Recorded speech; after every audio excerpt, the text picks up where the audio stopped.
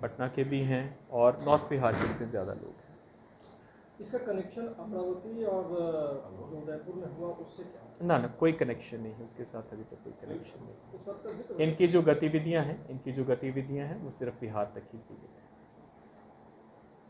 जो जिस गुप्त संगठन की बात हो रही है उस गुप्त संगठन के जरिए ये कहा जा रहा है कि जो मुस्लिमों को टारगेट किया जा रहा है, जो उनको गाली गलौज या जो भी है, तो वैसे लोगों को ये टारगेट कर रहे हैं अपने गुप्त संगठन के जरिए, और उसी क्रम में ये अमरावती और वो देखिए, वो एक इनका जनरल विजन डॉक्यूमेंट है कि जो भी एक विशेष समुदाय, मुस्लिम समुदाय को जो भी प्रताड़ित करेंगे या फिर जो भी उनको सप्रेस करेंगे, तो उनकी प्रोटेक्शन के लिए, उनकी रक्षा के लिए हम लोग काम करेंगे। तो एक बहुत जनरल विजन डॉक्यूमेंट में इस बात का उल्लेख किया गया है।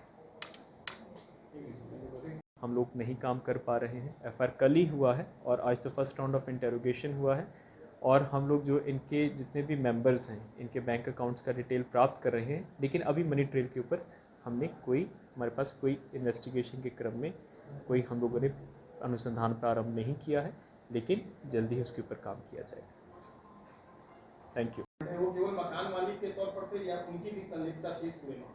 उनकी बेसिकली जो एग्रीमेंट किया गया था, उनके मीटिंग्स में वो एक्टिवली शामिल होते थे। तो जब एक्टिवली शामिल होते थे, उनके पास जैसे डॉक्यूमेंट्स यहाँ पे इनकी प्रॉपर हाजिरी बनती थी, जो भी मीटिंग्स होती थी तो उसमें वो एक्टिवली शामिल होते हैं, तो उनको BPFI का कार्यकर्ता माना जा रहा है। एनआईए की टीम पहुंची है?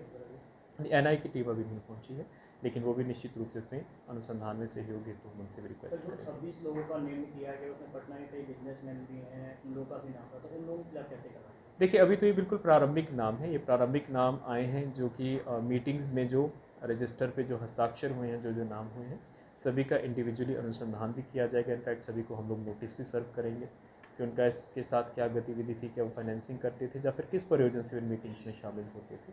कुछ डॉक्यूमेंट्स वहाँ से जो मिले हैं उसमें डिस्ट्रिक्ट वाइज मेंबर्स के नाम है, तो वो क्या पॉलिटिकल जो पार्टी लोगों ने बना रखा है तो उसका मेंबर है या फिर कोई स्लीपर सेल टाइप का ये लोग? नहीं, स्लीपर सेल नहीं हम लोग बोलेंगे। कारण ये है कि जैसे मैं आपको बताया कि अभी तक जो PFI और STPI है, ये प्रोस्क्राइब्ड ऑर्गेनाइजेशन बोला जाता है, प्रोस्क्राइब्ड ऑर्गेनाइजेशन की लिस्ट में नहीं है, इसलिए इनकी जो क्रिटिकल गतिविधियाँ हैं और जिनकी फ्रंटल ऑर्गेनाइजेशंस की गतिविधियाँ हैं उसको आधिकारिक रूप से बैन नहीं किया गया। तो आगे क्या कोई रिकमेंडेशन होगा पटना पुलिस की तरफ से? ये जो मामला खुलकर सामने आया है, इनको बिहार में भी बैन किया जाए, क्योंकि इस तरह का राष्ट्र विरोधी गतिविधि आप खुद मान रहे हैं कि इन्वॉल्वमेंट है, इस तरीके से देश की विरोधी गतिविधियों में इनका इन्वॉल्वमेंट है? क्योंकि आज तो बिल्कुल प्रारंभिक अनुसंधान शुरू हुआ है, अभी तक जो हम लोगों को डॉक्यूमेंट्स मिले हैं उसके बिना पे इंटरोगेशन हो रही है। जैसे मैंने आपको पहले भी बताया कि बाकी भी जो सिस्टर एजेंसीज हैं वो हमारी मदद कर रहे हैं, सभी के पास कुछ ना कुछ इनपुट्स हैं, तो उसी के आधार पर यदि ये पुख्ता रूप से स्पष्ट हो जाता है कि पूर्ण रूप से राष्ट्र विरोधी गतिविधि कर रहे थे या फिर भारत की अखंडता और संप्रभुता को लेकर इनकी जो गतिविधियां हैं उसकी एंटी चल रही थी, तो अनुसंधान के क्रम में जो भी तथ्य आएंगे उसको हम लोग सक्षम प्राधिकार और कोर्ट के समक्ष प्रस्तुत करें।